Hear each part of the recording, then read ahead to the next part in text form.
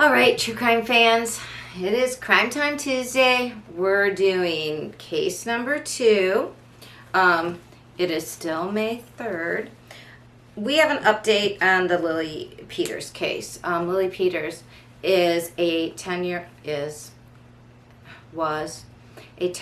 beautiful little girl from, now last week I kept saying she was from Minnesota. She was from Wisconsin.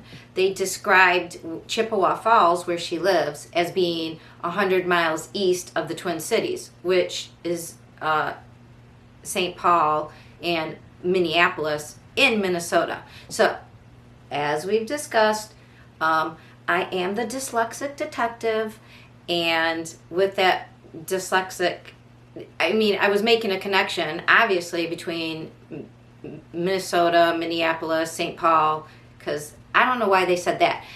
Her small town of Chippewa Falls is actually just north of Eau Claire in Wisconsin. So I don't know if you know where Eau Claire is, but that's where it is. We are pairing Lily's update with some cupcake, and it's the Moscato Asti, because she is a little girl who probably liked cupcakes, and she was a sweet child, and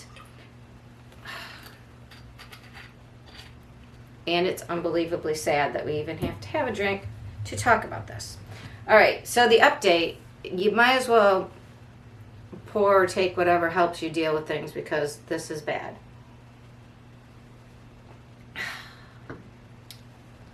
Ooh, but that is good. I happen to have a very unsophisticated palate. This is very sweet. And this story is so sad. I'm just going to pour a little bit more because. All right. So, the update on Lily Peters. So, she was the little girl who was at her aunt's house 2 Sundays ago. Well, a week ago Sunday. She left to go home. It was a very short, if she would have walked the street way, it was very short, but it was along like a main drag. So instead she was walking home through like a little, walkway where lots of people walked, and it was still sort of light. Okay, so here's the issue.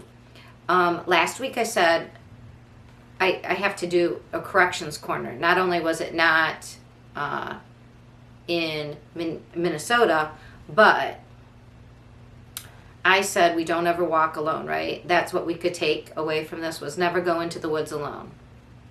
Okay, so Lily wasn't alone. Here's the update. They found who did it, because the person, another child, they won't say the child's related, but the child lived at her aunt's house where she came from. Again, the world is a really unkind place. And this, well, we raise a glass to Lily that's sweet like her. Let me just tell you, this is one sick outcome. It's horrible for everybody involved. Horrible for the whole entire family. So it is the suspect is a 14-year-old who lived in her aunt's house. The police won't say it's her cousin. They will only refer to the child by the initials C and P-B. So, Lily Peters and this C, P-B. I don't know. And he lives at her aunt's house. You can do the math on that one. The whole situation is horrific. Apparently, when they went to the aunt's house, because that's where she came from, to interview everybody there, he's 14. He spilled his guts at first and sort of said exactly what happened. He was, I guess, now they didn't say he was supposed to walk her home, but he said the whole time he knew in his head, like he had planned to do this, so it was premeditated, and he wanted to do this. And okay, she's 10, a baby, just into double digits. Just basically was probably supposed to be the older cousin walking her home. Instead, you won't, it's so horrific. Knocked her off her bike, hit her in the head, strangled her, killed her. Big M'd her. And then essayed her. Dude obviously has problems. I don't know how that happens to create something at 14 that can do that to someone I don't know. If you've been watching my channel at all, hey, like and subscribe at this point. But you would have heard me say I have a doctoral degree, not a full degree because I didn't write my dissertation, on what were called ABD. So I took all my tests and passed them, got all my good grades in my classes.